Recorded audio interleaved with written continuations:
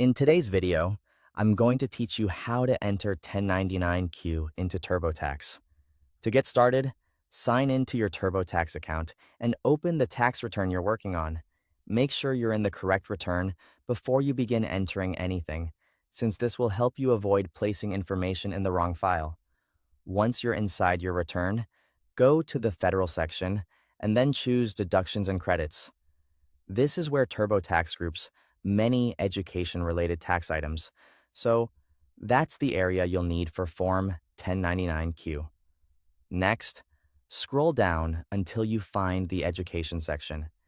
In that section, select ESA and 529 Qualified Tuition Programs, which is the entry area for Form 1099-Q.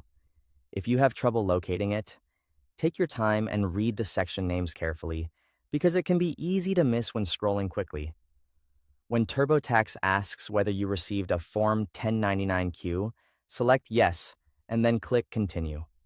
This tells the program that you need to enter a qualified tuition program distribution.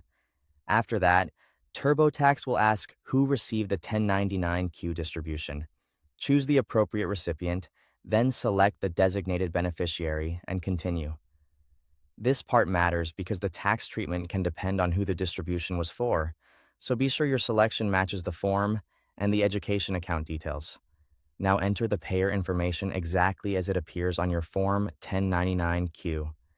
This includes the payer's federal ID number, name, address, account number, and distribution code.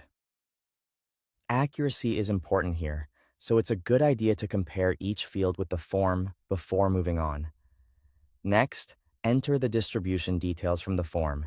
You'll input Box 1 for gross distribution, Box 2 for earnings, and Box 3 for basis.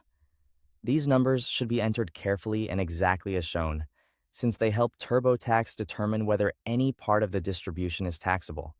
From there, continue through the remaining questions related to the 1099-Q.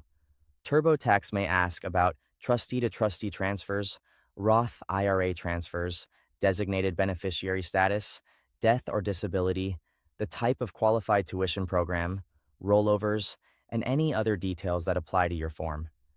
Answer each question based on the information on your 1099-Q and your specific situation. Before finishing, review everything you entered. Check the payer details, the amounts from each box, and your answers to the follow-up questions. If everything looks correct, click.